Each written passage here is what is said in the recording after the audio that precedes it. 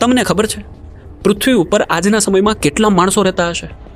લગભગ 800 કરોડ લોકો. આજના સમયમાં થઈ રહેલી મનુષ્ય પ્રવૃત્તિને કારણે ક્યાંક ને ક્યાંક આપણે કુદરતી સંસાધનોને નુકસાન પહોંચાડીએ છીએ. એ પછી પાણી હોય, સ્વચ્છ હવા હોય કે જંગલો હોય. અને એટલા માટે પૃથ્વી ઉપર એવી ઘણી બધી જગ્યાઓ છે કે જેને મનુષ્ય પ્રવૃત્તિથી તદ્દન રીતે શૂન્ય કરી દીધી છે. મતલબ કે એવી જગ્યા કે જ્યાં મનુષ્યને હવે જવા દેવામાં આવતા નથી. અંદમાન નિકોબારમાં એક ટાપુ છે અને આ ટાપુની અંદર એક આદિવાસી જાતિ રહે છે. અને એ આદિવાસી જાતિ બહારથી દુનિયાના કોઈ પણ વ્યક્તિ સાથેનો સંપર્ક કરતી નથી. અને કોઈ વ્યક્તિ જો એ ટાપુ પર પહોંચે, એ આઇલેન્ડ પર પહોંચે તો એને સામેથી જ વાર કરીને મારી નાખે છે. મતલબ એને દુનિયા સાથે કોઈ કનેક્શન નથી રાખવું. એ આઇલેન્ડનું નામ છે ધ નોર્થ સેન્ટિનલ આઇલેન્ડ. આ નોર્થ સેન્ટિનલ આઇલેન્ડને હવે આપણી ગવર્મેન્ટ દ્વારા પ્રોટેક્ટ કરવામાં આવે છે અને ત્યાં રહેતા આદિવાસીઓને પણ બચાવવામાં આવે છે. અને એ આદિવાસીઓ આજની તારીખમાં પણ ત્યાં જ રહે છે. હવે આ આઇલેન્ડ પર મનુષ્યને જવું વર્જ્ય છે. હવે એને મંજૂરી મળતી નથી. શું તમને આ વાતની ખબર હતી? દુનિયામાં એક બીજી પણ જગ્યા છે જ્યાં જંગલોની અંદર બહુ બધા સ્નેક્સ રહે છે, સાપ રહે છે અને સાપની અલગ અલગ પ્રજાતિ રહે છે. અને તેમાંની એક પ્રજાતિ the golden lance head viper એક પ્રકારના સાપ છે જ્યાં અદ્ભુત અને એની પણ અલગ અલગ જાત જોવા મળે છે. એવું કહેવાય છે કે આ આઇલેન્ડમાં હજારોની સંખ્યામાં વિવિધતા ધરાવતા સાપ રહે છે અને એટલા માટે જેને કહેવાય છે ધ સ્નેક આઇલેન્ડ. બ્રાઝિલની અંદર આવેલો આ આઇલેન્ડ છે.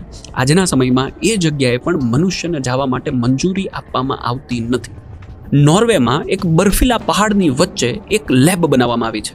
એકચ્યુઅલીમાં લેબ નથી, આ વોલ્ટ છે. કોને પ્રોટેક્ટ કરે છે? સીડને. સ્વાલબાર્ડ ગ્લોબલ સીડ વોલ્ટ, કે જેની અંદર આખી દુનિયાના વનસ્પતિના બીજને સંગ્રહ કરવામાં આવ્યો છે. અનાયાસે દુનિયાના કોઈ ભાગની અંદર જો ભૂકંપ આવે છે, આગ લાગે છે અથવા તો એ જંગલ નષ્ટ થાય છે, જમીનનું ધોવાણ થાય છે, તો અહીંયા રહેલા બીજ ફરીથી ત્યાંની ઇન્ડિજિનસ હાયર એન્ડેમિઝમ સ્પીસીઝને ઉગાડવામાં મદદ કરશે.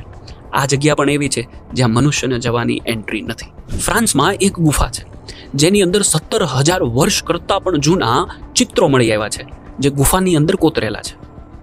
આ ચિત્રો એ સમયની સભ્યતાને વર્ણવે છે.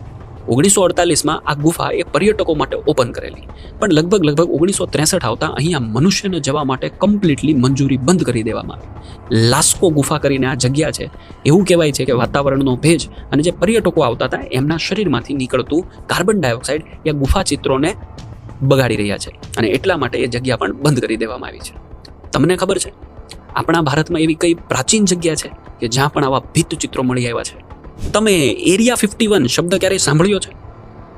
એરિયા 51 એ અમેરિકાની અંદર આવેલો ખૂબ મોટો વિશાળ રણ પ્રદેશ છે જ્યાં મનુષ્યને જવા માટે મંજૂરી નથી. એવું કહેવાય છે કે આ ખરેખરમાં રણ નથી, પણ એ રણની નીચે બહુ મોટી પ્રયોગશાળા અમેરિકાએ ડેવલપ કરી છે. અને એક વાયકા પ્રમાણે કે એલિયન્સનું રિસર્ચ ત્યાં થાય છે. મે બી ત્યાં એલિયન્સ પણ હોય. Nobody knows. તમારું મંતવ્ય શું છે? કમેન્ટ જરૂર કરજો. મિત્રો, આવી ઘણી બધી જગ્યાઓ છે કે જે મનુષ્યની પ્રવૃત્તિને કારણે ડિસ્ટર્બ થઈ રહી છે. ઘણી બધી જગ્યાઓ તો આપણી આજુબાજુમાં છે. ઉદાહરણ તરીકે અભયારણ્ય, જેવી રીતે આપણા ગુજરાતની અંદર આવેલું ગીર નેશનલ પાર્ક, વલસાડ પાસે આવેલું વાસંદા નેશનલ પાર્ક. આ એવી મનોરમ્ય જગ્યા છે, કુદરતના ખોળે આવેલી એવી જગ્યાઓ છે કે જે જગ્યાઓ વર્ષોથી એવી ને એવી કુદરતે સાચવી રાખી છે. પણ જો મનુષ્ય પ્રવૃત્તિ વધતી જ રહેશે, મનુષ્યની લાલચ વધતી જ રહેશે, તો આપણી પાસે રહેલા આવા અમૂલ્ય જંગલો, એના પ્રાણીઓ અને ત્યાંની વનસ્પતિઓ લાંબો સમય નહીં ટકી શકે. કુદરત જેને વર્ષોથી સાચવી રહી છે, મનુષ્યની પ્રવૃત્તિ એને ડિસ્ટર્બ કરશે, કદાચ ખતમ પણ કરી દે. અને એટલા માટે બધાને બચાવવું એ તમારી અને મારી સંયુક્ત જવાબદારી છે.